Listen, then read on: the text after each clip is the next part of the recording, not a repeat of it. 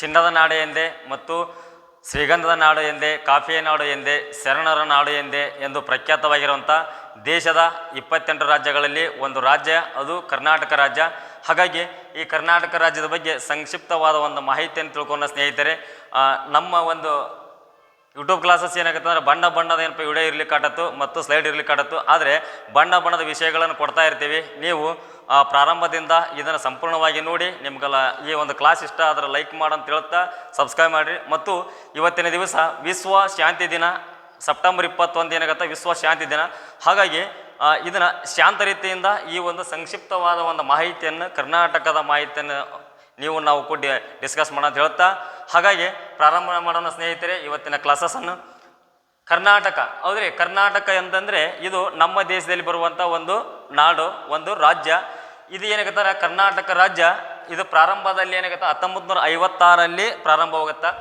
1956ರಲ್ಲಿ ಏನಾಗತ್ತಂದ್ರೆ November 1ರಂದು ಪ್ರಾರಂಭವಾಗಿ, ನಂತರ ಇಲ್ಲಿ ಈ ಒಂದು ರಾಜ್ಯಕ್ಕೆ ಕರ್ನಾಟಕ ಅಂತ ಹೆಸರು ಬಂದಂಥ ಒಂದು ವರ್ಷ ಅಂತಾರೆ ಅದು 1973ರಲ್ಲಿ ಬರ್ತ ಸ್ನೇಹಿತರೆ. 1973 ನವೆಂಬರ್ 1ರಂದು ಕರ್ನಾಟಕ ಅಂತಂದು ನಾಮಕರಣ ಆಗತ್ತ.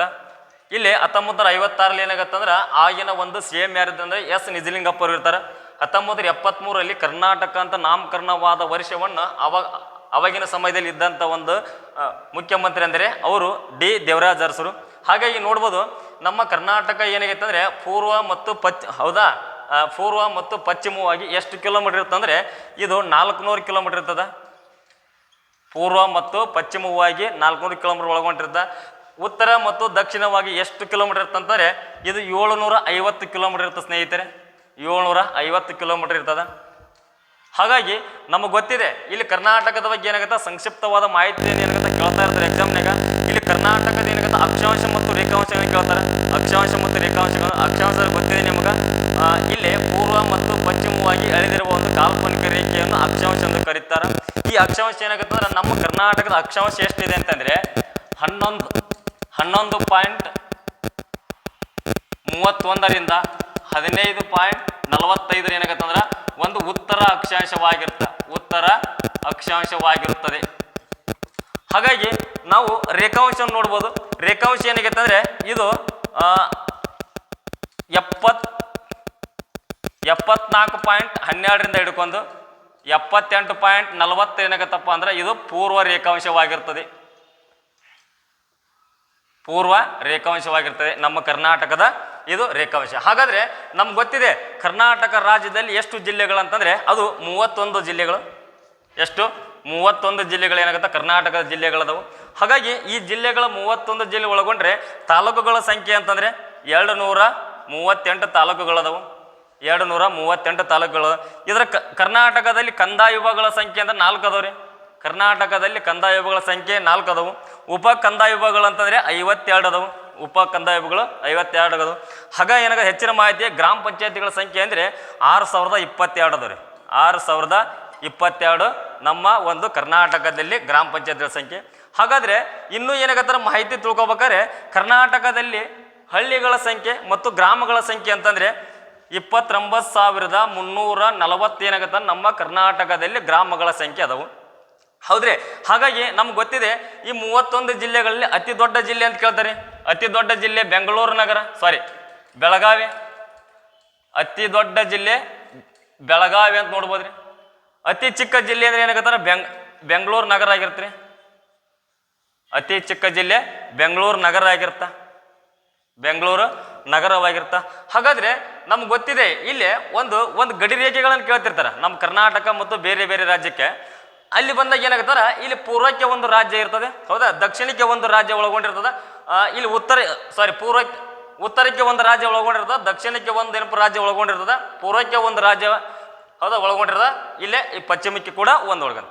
ಹಾಗಾದ್ರೆ ನೋಡ್ಬೋದು ನಾವು ಪೂರ್ವಕ್ಕೆ ಏನಾಗತ್ತಪ್ಪ ಹಂಚಿಕೊಂಡಿರೋ ರಾಜ್ಯ ಅಂತಾರೆ ಆಂಧ್ರ ಪ್ರದೇಶ ಆಗಿರ್ತ. ಪೂರ್ವಕ್ಕೆ ಒಳಗೊಂಡಿರುವ ಒಂದು ರಾಜ್ಯ ಅಂದರೆ ಆಂಧ್ರ ಪ್ರದೇಶ ಆಗಿರ್ತ. ಪಶ್ಚಿಮಕ್ಕೆ ಒಳಗೊಂಡಿರೋ ಒಂದು ಸ್ಥಳ ಅಂತಂದ್ರೆ ಅರಬ್ಬಿ ಸಮುದ್ರ ಇರ್ತದೆ.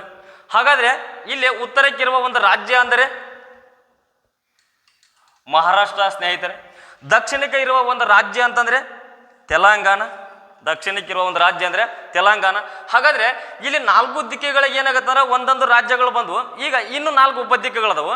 ಆ ಉಪದಿಕ್ಕುಗಳು ಕೂಡ ಏನಪ್ಪ ಒಂದೊಂದು ರಾಜ್ಯ ಒಳಗೊಂಡಿರ್ತಾವೆ. ಅವು ನೋಡೋ ಸ್ನೇಹಿತರೆ, ಇಲ್ಲೇ ಈಶಾನ್ಯ ಒಂದು ಏನಾಗತ್ತಪ್ಪ ಉಪದಿಕ್ಕಿದೆ. ಈಶಾನ್ಯಕ್ಕೆ ಯಾವ ರಾಜ್ಯ ಇದಪ್ಪ ಅಂದ್ರೆ ತೆಲಂಗಾಣ ರಾಜ್ಯ ಇದೆ. ಈಶಾನ್ಯಕ್ಕೆ ತೆಲಂಗಾಣ ರಾಜ್ಯ ಇದೆ. ಹೌದಾ? ವಾಯುವ್ಯಕ್ಕೆ ಒಂದು ರಾಜ್ಯ ಇದೆ. ಯಾವುದಂದ್ರೆ ಗೋವಾ ರಾಜ್ಯ ಇದೆ. ಭಾರತದ ಅತಿ ಚಿಕ್ಕವಾದ ಒಂದು ರಾಜ್ಯ ಅಂದರೆ ಅದು ಗೋವಾ ರಾಜ್ಯ. ಹಾಗಾದ್ರೆ ನಂತರ ಏನಾಗತ್ತ, ನೈಋತ್ಯಕ್ಕೆ ಒಂದೇನಪ್ಪ ಒಂದು ರಾಜ್ಯ ಇದೆ, ಅದು ಕೇರಳ ಇದೆ. ಭಾರತ ದೇಶದಲ್ಲಿ ಅತಿ ಹೆಚ್ಚು ಸಾಕ್ಷರತೆಯನ್ನು ಹೊಂದಿರುವ ರಾಜ್ಯ ಅಂದರೆ ಅದು ಕೇರಳ ರಾಜ್ಯ. ನಮ್ಮ ಕರ್ನಾಟಕದ ಒಂದು ನೈಋತ್ಯ ಭಾಗದಲ್ಲಿ ಒಳಗೊಂಡಿರುವ ಒಂದು ರಾಜ್ಯ ಅಂದರೆ ಅದು ಕೇರಳ ಇದೆ. ಹಾಗಾದ್ರೆ ನಮ್ಗೆ ಗೊತ್ತಿದೆ, ಇಲ್ಲಿ ನಮ್ಗೆ ಏನಂತಂದ್ರೆ ಈಶಾನ್ಯ ಗೊತ್ತಾಯಿತು, ಗೋವಾ ಗೊತ್ತಾಯಿತು, ಹೌದಾ, ಈಶಾನ್ಯ ಗೊತ್ತಾಯಿತು, ವಾಯುವ್ಯ ಗೊತ್ತಾಯ್ತು, ನಂತರ ನೈಋತ್ಯ ಗೊತ್ತಾಯ್ತು. ಈಗ ಇನ್ನೊಂದು ಏನಾಗ್ತಾರ ಕೇಳ್ತಾರೆ ಸಾಕ್ಷರತೆ ಅಂತ ನೋಡಿ ಗೊತ್ತೈತಿ ನಿಮಗೆ. ಸಾಕ್ಷರತೆಯನ್ನು ಅತಿ ಹೆಚ್ಚು ಹೊಂದಿರುವ ಜಿಲ್ಲೆ ಅಂದ್ರೆ ದಕ್ಷಿಣ ಕನ್ನಡ. ಕರ್ನಾಟಕದಲ್ಲಿ ಸಾಕ್ಷರತೆಯನ್ನು, ಹೌದಾ, ಪ್ರಥಮವಾದ ಒಂದು ಜಿಲ್ಲೆ ಅಂದರೆ ಅದು ದಕ್ಷಿಣ ಕನ್ನಡ. ನೆಕ್ಸ್ಟ್ ಏನಾಗತ್ತಪ್ಪ, ಜನಸಾಂದ್ರತೆ ಕೇಳ್ತಾರೆ. ಜನಸಾಂದ್ರತೆ ಕೇಳಿದಾಗ ಏನಾಗತ್ತ, ಬೆಂಗಳೂರು ನಗರ ಏನಾಗತ್ತಪ್ಪ ಅಂದ್ರೆ ಅತಿ ಹೆಚ್ಚು ಬೆಂಗಳೂರು ನಗರ ಅತಿ ಹೆಚ್ಚು ಜನಸಾಂದ್ರತೆ ಹೊಂದಿರುವ ಒಂದು ಜಿಲ್ಲೆ ಆಗತ್ತ. ಹೌದ್ರಿ? ಅತಿ ಕಡಿಮೆ ಏನಾಗತ್ತಪ್ಪ ಅಂತಾರ ಇಲ್ಲೇ ಅತಿ ಹೆಚ್ಚು ಸಾಕ್ಷರತೆ ಏನಾಗತ್ತಂದ್ರೆ ದಕ್ಷಿಣ ಕನ್ನಡವಾದರೆ ಅತಿ ಕಡಿಮೆ ಸಾಕ್ಷರತೆ ಜಿಲ್ಲೆ ಯಾದಗಿರಿ ಆಗದ. ಅತಿ ಹೆಚ್ಚು ಏನಾಗತ್ತಪ್ಪ ಅಂದ್ರೆ ಜನಸಂಖ್ಯೆ ಬೆಂಗಳೂರು ಆದರೆ ಅತಿ ಕಡಿಮೆ ಜನಸಂಖ್ಯೆ ಏನಾಗತ್ತಂದ್ರೆ ಕೊಡಗು ಆಗತ್ತದ. ಅತಿ ಕಡಿಮೆ ಜನಸಂಖ್ಯೆ ಏನಾಗತ್ತ, ಕೊಡಗು ಜಿಲ್ಲೆ ಆಗತ್ತ. ಕೊಡಗು ಜಿಲ್ಲೆ ನಮ್ಗೆ ಗೊತ್ತಿದೆ. ನಮ್ಮ ಕರ್ನಾಟಕದಲ್ಲಿ ಇನ್ನೂ ಇರುತ್ತೆ ಲಿಂಗಾನುಪಾತ. ಇದು ಲಿಂಗಾನುಪಾತ ಅಂದ್ರೆ ಪ್ರತಿ 1000 ಪುರುಷರಿಗೆ ಇರುವ ಒಂದು ಮಹಿಳೆಯರ ಪ್ರಮಾಣವನ್ನು ಲಿಂಗಾನುಪಾತ ಎಂದು ಕರೀತಾರೆ. ಹಾಗಾದರೆ ಇಲ್ಲಿ ಕರ್ನಾಟಕದಲ್ಲಿ ಅತಿ ಹೆಚ್ಚು ಲಿಂಗಾನುಪಾತವನ್ನು ಹೊಂದಿರುವ ಒಂದು ಜಿಲ್ಲೆ ಅಂದರೆ ಅದು ಉಡುಪಿ ಜಿಲ್ಲೆ. ಯಾವ ಜಿಲ್ಲೆ? ಉಡುಪಿ ಜಿಲ್ಲೆ. ಕರ್ನಾಟಕದಲ್ಲಿ ಅತಿ ಹೆಚ್ಚು ಲಿಂಗಾನುಪಾತವನ್ನು ಹೊಂದಿರುವ ಜಿಲ್ಲೆ ಅಂದರೆ ಉಡುಪಿ ಜಿಲ್ಲೆ. ಕರ್ನಾಟಕದಲ್ಲಿ ಅತಿ ಕಡಿಮೆ ಲಿಂಗಾನುಪಾತ ಹೊಂದಿರುವ ಜಿಲ್ಲೆ ಅಂದರೆ ಅದು ಬೆಂಗಳೂರು ನಗರ ಅಂತ ಹೇಳ್ಬೋದು ಸ್ನೇಹಿತರೆ. ಯಾವುದು? ಬೆಂಗಳೂರು ನಗರ ಏನಾಗತ್ತ ಅತಿ ಹೆಚ್ಚು ಜನಸಾಂದ್ರತೆ ಹೊಂದಿದ್ರೆ ಅತಿ ಕಡಿಮೆ ಏನಾಗತ್ತಂದ್ರೆ ಒಂದು ಲಿಂಗಾನುಪಾತ ಹೊಂದಿರ್ತ ಅಂತ ಹೇಳ್ಬೋದು. ಹಾಗಾದ್ರೆ ನಮ್ಗೆ ಗೊತ್ತಿದೆ ಏನಂತ ಕೇಳ್ತಾರೆ ಅಂದ್ರೆ ಕರ್ನಾಟಕದ ಏನಾಗುತ್ತೆ ಈಗಿನ ಪ್ರಸ್ತುತ ಕೇಳ್ತಾರೆ ಅವರು 26ನೇ ಒಂದು ಏನಾಗುತ್ತೆ 26ನೇದು ಯಾರು CM ಅಂತಾರೆ ಅವರು ಸಿದ್ದರಾಮಯ್ಯ. ರಾಜ್ಯದ ಪ್ರಸ್ತುತ ಏನಾಗತ್ತೆ ಅಂತಂದ್ರೆ ರಾಜ್ಯಪಾಲರು ಯಾರಪ್ಪ ತಾವರ್ ಚಂದ್ ಗೆಹ್ಲೋಟ್. ಇವ್ರು 19ನೇದು ಏನಾಗುತ್ತೆ 19ನೇ ಸ್ಥಾನದಲ್ಲಿದ್ದಾರೆ. ಕರ್ನಾಟಕದ 19ನೇ ಸ್ಥಾನದಲ್ಲಿರುವ ಆಯ್ಕೆಯಾಗಿರುವ ಒಬ್ಬ ರಾಜ್ಯಪಾಲರು ಯಾರು ಅಂತಂದ್ರೆ ತಾವರ್ ಚಂದ್ ಗೆಹ್ಲೋಟ್. ನಮ್ಗೆ ಗೊತ್ತಿದೆ ಇನ್ನೊಂದು ಏನಂದ್ರೆ ಕರ್ನಾಟಕದ ಏನಾಗತ್ತ ಭಾಷೆ ಕೇಳ್ತಾರೆ ಕನ್ನಡ ಭಾಷೆ. ಕರ್ನಾಟಕದ ಏನಾಗತ್ತ ಪ್ರಾಣಿ ಕೇಳ್ತಾರೆ. ಇದು ಕೇಳಿದಾರೆ. ಕರ್ನಾಟಕದ ಪ್ರಾಣಿ ಏಷ್ಯನ್ ಆನೆ ಅಥವಾ ಭಾರತೀಯ ಆನೆ. ಭಾರತೀಯ ಆನೆ. ಹೌದ್ರಿ? ಕರ್ನಾಟಕದ ಮರ ಕೇಳ್ತಾರೆ. ಕರ್ನಾಟಕದ ಮರ ಕೇಳಿದಾಗ ಏನಾಗತ್ತ ಶ್ರೀಗಂಧದ ಮರ. ಶ್ರೀಗಂಧದ ಮರ. ಶ್ರೀಗಂಧದ ಮರ. ಹೌದ್ರಿ? ಕರ್ನಾಟಕದ ಪಕ್ಷಿ ಕೇಳ್ತಾರ ನೀಲಕಂಠವಾಗತ್ರಿ. ಕರ್ನಾಟಕದ ಪಕ್ಷಿ ಬಂದಾಗ ನೀಲಕಂಠ ಆಗತ್ತ. ಕರ್ನಾಟಕದ ಪಕ್ಷಿ ಬಂದಾಗ ನೀಲಕಂಠ. ನೀಲಕಂಠ. ಹೌದ್ರಿ? ಕರ್ನಾಟಕದ ಏನಾಗತ್ತಂದ್ರೆ ಒಂದು ಜೀವ ನದಿ ಎಂದ್ರಿ. ಕರ್ನಾಟಕದ ಜೀವ ನದಿ ಅಂದರೆ ಕಾವೇರಿ ನದಿ ಆಗಿರುತ್ತೆ. ಕರ್ನಾಟಕದ ಜೀವ ನದಿ ಎಂದರೆ ಕಾವೇರಿ ನದಿ. ಈ ಕಾವೇರಿ ನದಿ ಎಲ್ಲಿ ಹುಟ್ಟುತ್ತಪ್ಪ ಅಂದ್ರೆ ಕೊಡಗು ಜಿಲ್ಲೆ ಏನಾಗತ್ತ ತಲಕಾವೇರಿ ಎಂಬ ಸ್ಥಳದಲ್ಲಿ ಬ್ರಹ್ಮಗಿರಿ ಬೆಟ್ಟದಲ್ಲಿ ಏನಾಗತ್ತಂತಂದರೆ ಒಂದು ಉಗಮಿಸುವ ಒಂದು ನದಿ ಎಂದರೆ ಅದು ಕಾವೇರಿ ನದಿ. ಇದು ಕರ್ನಾಟಕದ ಜೀವ ನದಿ ಎಂದು ಕರೀತಾರ. ಇಲ್ಲಿ ನೋಡ್ಬೋದ್ರಿ ನಮ್ಮ ಕರ್ನಾಟಕ ಏನಾಗತ್ತಂದ್ರೆ 4 ಕಂದಾಯ ವಿಭಾಗಗಳನ್ನ ಒಳಗೊಂಡಿದೆ. 4 ಕಂದಾಯ ವಿಭಾಗಗಳು ಒಳಗೊಂಡ್ರೆ ಅದ್ರಾಗ 1ನೇ ವಿಭಾಗ ಏನಾಗತ್ತಂದ್ರೆ ಬೆಂಗಳೂರು ವಿಭಾಗ ಐತಿ. 1ನೇದ್ದು ಏನಾಗತ್ತೆ ಬೆಂಗಳೂರು ವಿಭಾಗ. 2ನೇದ್ದು ಏನಾಗತ್ತಂತಾರೆ ಮೈಸೂರು ವಿಭಾಗ. 3ನೇದ್ದು ಏನಾಗತ್ತಂತಾರೆ ಕಲಬುರಗಿ ವಿಭಾಗ. 4ನೇ ವಿಭಾಗ ಏನಾಗತ್ತಪ್ಪ ಅಂದ್ರೆ ಬೆಳಗಾವಿ ವಿಭಾಗ. ನೋಡ್ಬೇಕು ಸ್ನೇಹಿತರೆ, ಇಲ್ಲಿ 4 ವಿಭಾಗಗಳಲ್ಲಿ ಏನಾಗತ್ತಾರೆ ಭಾಳ ಇಂಪಾರ್ಟೆಂಟ್ ಆದ ಮಾಹಿತಿ. ಬೆಂಗಳೂರು ವಿಭಾಗದಾಗ ಏನಾಗತ್ತಾರೆ 9 ಜಿಲ್ಲೆಗಳದಾವು. ಬೆಂಗಳೂರು ವಿಭಾಗದಾಗ ಏನಾಗತ್ತಂದ್ರೆ 9 ಜಿಲ್ಲೆಗಳದಾವು. ಹಾಗಾಗಿ ಇಲ್ಲಿ ಮೈಸೂರು ವಿಭಾಗದಾಗ ಏನಾಗತ್ತಂದ್ರೆ 8 ಜಿಲ್ಲೆಗಳದಾವು. ಕಲಬುರಗಿ ವಿಭಾಗದಾಗ ಏನಾಗತ್ತಾರೆ 7 ಜಿಲ್ಲೆಗಳದಾವು. ಬೆಳಗಾವಿ ವಿಭಾಗದಾಗ ಏನಾಗತ್ತಂತಂದ್ರೆ 7 ಜಿಲ್ಲೆಗಳದಾವು. ಒಟ್ಟಾರೆ ಏನಾಗತ್ತಾರೆ ಕರ್ನಾಟಕದ ಜಿಲ್ಲೆಗಳ ಸಂಖ್ಯೆ 31 ಜಿಲ್ಲೆಗಳ ಸಂಖ್ಯೆ ಸ್ನೇಹಿತರೆ. ಇದ್ರಾಗ 31ನೇ ಜಿಲ್ಲೆ ಯಾವ್ದಾಗತ್ತಾರೆ ವಿಜಯನಗರ. ಅದು ಒಂದು ಇತ್ತೀಚೆಗೆ ಏನಾಗತ್ತಾರೆ 2020ರಲ್ಲಿ ಏನಾಗತ್ತಾರೆ 2020 ನವೆಂಬರ್ 18ರಂದು ಏನಾಗತ್ತಾರೆ ಅಂಗೀಕಾರಗೊಂಡು 2021 ಅಕ್ಟೋಬರ್ 22ರಂದು ಅದು ಹೌದಾ ಜಾರಿಗೆ ಬಂದ ಒಂದು ಜಿಲ್ಲೆ ಎಂದರೆ ನಮ್ಮ ವಿಜಯನಗರ ಜಿಲ್ಲೆ.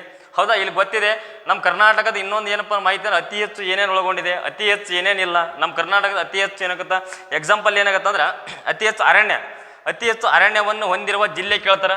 ಅತಿ ಹೆಚ್ಚು ಅರಣ್ಯವನ್ನು ಹೊಂದಿರುವ ಜಿಲ್ಲೆ ಏನಾಗತ್ತಾರೆ ಉತ್ತರ ಕನ್ನಡ. ಅತಿ ಹೆಚ್ಚು ಏನಾಗತ್ತ ಅರಣ್ಯವನ್ನು ಹೊಂದಿರುವ ಜಿಲ್ಲೆ ಉತ್ತರ ಕನ್ನಡ. ಅತಿ ಕಡಿಮೆ ಒಂದು ಅರಣ್ಯ ಹೊಂದಿರುವ ಜಿಲ್ಲೆ ಎಂದರೆ ಅದು ವಿಜಯಪುರ ಅಂತ ಹೇಳ್ಬೋದು ಸ್ನೇಹಿತರೆ. ವಿಜಯಪುರ ಜಿಲ್ಲೆಯನ್ನು ಇದನ್ನ ಪಂಚನದಿಗಳ ನಾಡು ಎಂದು ಕರೆಯುತ್ತಾರೆ ಮತ್ತು ಶರಣರ ನಾಡು ಎಂದು ಕರೆಯುತ್ತಾರೆ. ಹೌದಾ, ಒಂದು ಮಸೀದಿಗಳ ನಗರ ಎಂದು ಕರೀತಾರೆ ವಿಜಯಪುರವನ್ನು. ಹೌದಾ, ಇದನ್ನ ಆದಿಲ್ಶಾಹಿಗಳೇನಪ್ಪ ಆಳಿದ ಒಂದು ಮನೆತನ, ಅದು ವಿಜಯಪುರದ ಆದಿಲ್ಶಾಹಿಗಳು ಹೌದಾ ವಿಜಯಪುರ ಆಳಿರ್ತಾರೆ. ನೆಕ್ಸ್ಟ್ ಏನಾಗತ್ತ, ಅರಣ್ಯ ಆದರೆ ಕರ್ನಾಟಕದಲ್ಲಿ ಅತಿ ಹೆಚ್ಚು ರಾಗಿ ಆಗಿರ್ಬೋದು, ಜೋಳ ಆಗಿರ್ಬೋದು, ಭತ್ತ ಆಗಿರ್ಬೋದು, ಇವನ್ನೆಲ್ಲ ಏನಾಗತ್ತಂದ್ರೆ ಹಲವಾರು ರೀತಿಯಲ್ಲಿ ಏನಾಗತ್ತ ಒಳಗೊಂಡಿರ್ತಾವ.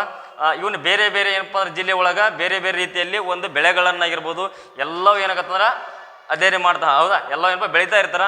ಇದು ಏನಾಗತ್ತಂದ್ರೆ ಕರ್ನಾಟಕದ ಸಂಕ್ಷಿಪ್ತ ಮಾಹಿತಿ. ಇನ್ನೂ ಏನಾಗತ್ತಂದ್ರೆ ಇನ್ನೂ ಸಾಕಷ್ಟಿದೆ. ಆದರೆ ಇಲ್ಲಿ ಏನಾಗತ್ತಂದ್ರೆ ಇವತ್ತಿನ ಕ್ಲಾಸ್ ಏನಾಗುತ್ತೆ ಇಷ್ಟ ಹೇಳಕ್ಕೆ ಇಷ್ಟಪಡ್ತೀನಿ. ನಂತರ ಏನಾಗತ್ತಾರ ಇದು ಈ ಥರ ಏನಪ್ಪ ನಾವು ಅಧ್ಯಯನ ಮಾಡಿದ್ರಿ ನಮಗೇನಾಗುತ್ತೆ ಎಕ್ಸಾಮಿಗೆ ಅನುಕೂಲ ಆಗುತ್ತಾ. ಇಲ್ಲಿ ನೋಡಿರಿ, ಈಶಾನ್ಯಕ್ಕೆ ಯಾವ ರಾಜ್ಯ ಇದೆ, ಹೌದಾ, ವಾಯುವ್ಯಕ್ಕೆ ಯಾವ ರಾಜ್ಯ ಇದೆ, ಈ ಥರ ನಾವು ಡಿಸ್ಕಸ್ ಮಾಡಿದ್ರೆ ನಮಗೆ ಅನುಕೂಲ ಆಗುತ್ತಾ. ಮತ್ತು ಇದು ಏನಾಗತ್ತ ನಾವು ಪ್ರತಿದಿನ ಏನು ಮಾಡ್ತೀವಿ ಅಂದ್ರೆ ಡೈಲಿ ಒಂದು ಕ್ಲಾಸ್ ಮಾಡ್ತಾ ಇರ್ತೀವಿ. ಹೌದಾ, ಈಗ ಕರ್ನಾಟಕ ದರ್ಶನವನ್ನು ಏನಪ್ಪ ಪ್ರಾರಂಭ ಮಾಡ್ತೀವಿ. ನಮ್ಮದು ಏನಾಗಂತಾರೆ ಇಲ್ಲಿ ಸ್ಮಾರ್ಟ್ ವರ್ಕ್ ಇರ್ಲಿಕ್ಕೆ, ಹೌದಾ, ಸ್ಮಾರ್ಟ್ ಬೋರ್ಡ್ ಇರ್ಲಿಕ್ಕೆ ಏನಾಗತ್ತ ಸ್ಮಾರ್ಟ್ ವರ್ಕ್ ಇರ್ತದೆ. ಹಾಗಾಗಿ ನಾವು ಇಲ್ಲಿ ಡೈಲಿ ಏನಂತ ಕ್ಲಾಸ್ ಮಾಡ್ತಾ ಇರ್ತೀವಿ. ನೀವು ಇನ್ನೂ ಏನಾಗತ್ತಂದ್ರೆ ಈ ಒಂದು ವಿಡಿಯೋನ ಪೂರ್ತಿಯಾಗಿ ನೋಡಿರಿ ಮತ್ತು ಯಾರು ಸಬ್ಸ್ಕ್ರೈಬ್ ಮಾಡಲ್ಲ ಮಾಡಂತ ಹೇಳ್ತಾ ಮತ್ತು ಮಾಡಕ್ಕೆ ಹೋಗ್ಬೇಡ್ರಿ. ನಮ್ಮ ಕ್ಲಾಸ್ ಇಷ್ಟ ಆದ್ರೆ ಮಾತ್ರ ಲೈಕ್ ಮಾಡಂತ ಹೇಳ್ತಾ ಇವತ್ತಿನ ಕ್ಲಾಸ್ ಮುಗಿಸ್ತೀನಿ. Thank you.